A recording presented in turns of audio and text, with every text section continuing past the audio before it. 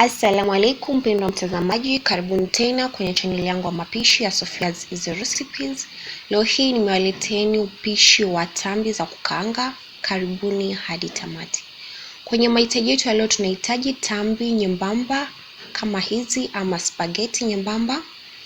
Vile vile tunahitaji iliki kijiko kimoja cha chai na samli kijiko kimoja cha kulia. Vile vile tunahitaji sukari vijiko 4 vya kulia. Tunahitaji maji jagi moja ama zaidi. Vile vile tunahitaji siagi kijiko kimoja cha kulia. Hivyo basi tukienda kwenye kuanza mapishi yetu, kwanza nataka kuonesheni spaghetti nilitumia hii inaitwa tack, the highest quality, ndo maana iko nyembamba. Kuna nyingine kuaga nono na hizo hazikui sana nzuri katika mapishi ya tambi, ila katika mapishi ya spaghetti za chumvi iko sawa. Utachukua sufuria uwekelee maji kiasi na uyaache yachemke. Baada ya hapo tutatia tambi zetu ndani ama spaghetti zetu ndani ya maji hayo. Spaghetti hizi nilizikata vipande maana hukuaga ndefu kama tunavyojua. Utahakikisha spaghetti zote zimeingia ndani ya maji hayo ya moto ama ndani ya sufuria hiyo. Kwenye mapishi yangu leo nitatumia uma kwa sababu sina mwiko wa tambi.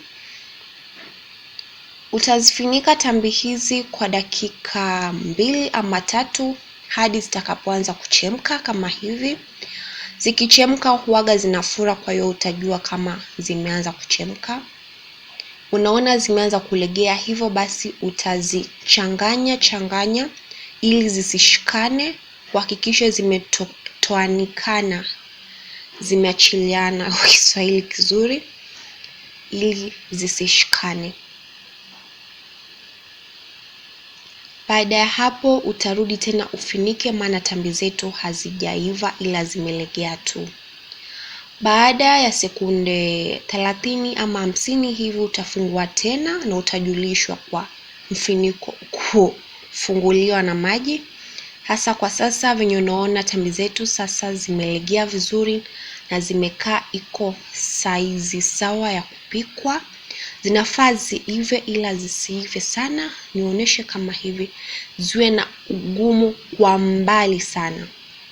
Sasa zikiwa hivi tambi zetu ziko tayari. Tutaziepua tuzitie maji baridi. Ina maana tunaosha tambi hizi, tuzitie maji baridi. Utachukua uma wako ukoroge ukihakikisha tambi zako hazijashikana. Baada ya hapo utatoa maji yote yaliyomo humu ndani, uache tambi zikiwa kavu. Tambi zetu ziko kavu kama hivi. Sasa ni muda wa kukaanga tambi zetu za sukari. Niwacha nionyesheni venye kiini chake kiko ili usiwahi kosea kiini chako katika mapishi yako. Utatia sukari yetu, iliki yangu nimesaga ila sikusaga sana, mimi upendelea hivyo. Utatia siagi, hicho hata si kijiko kimoja cha kulia, ni kama kijiko 3/4. Usikose kusubscribe kwenye channel hii kama wewe ni mgeni, na kama wewe ni mwenyeji, asante kwa kurudi na kupenda sana. Tutatia na samli ilobaki. Tutachukua uma wetu tuchanganye kila kitu vizuri. Changanya kila kitu vizuri. Hakikisha sukari imefika kila pembe, mafuta, iliki, yani kila kitu. Na utachanganya huku ukituliza mkono ili uache tambi zikaangike na uache kila kitu chenye ni liquid kikauke ndani ya sufuria hiyo. Kama mnavyoniona, koroga kila kitu ili uhakikishe tambi zako zinatoka moja moja. Mpendwa mtazamaji, tambi zitoke moja moja na bila katika zaidi ya hapa. Mapishi haya ni rahisi sana na yanachukua muda mchache. Haya kunichukua hata zaidi ya dakika 10 kwenye mapishi haya. Tambi zangu kama mnavyoziona inakaa zimekauka kwa ndani. zinakaa ziko oili vizuri, mafuta yametoshea vizuri, zimeachiliana vizuri. Hivyo basi chakula hichi kipo tayari kupakuliwa.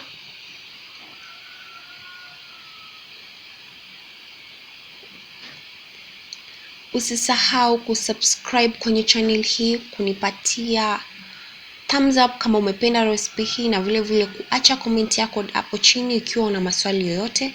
Na iwapo utajaribu recipe hii, usisahau kunifuata Sophia's Kitchen Instagram, unionyeshe mapishi yako na nitafurahi. Unaweza tumia pishi hili kwa iftar ama kwa wakati wote ule unaojisikia. Unaweza kunywa kwa chai, kahawa ama juice. Karibuni kwenye channel yangu na msikose kurudi tena siku nyingine. Asanteni. Kwaheri.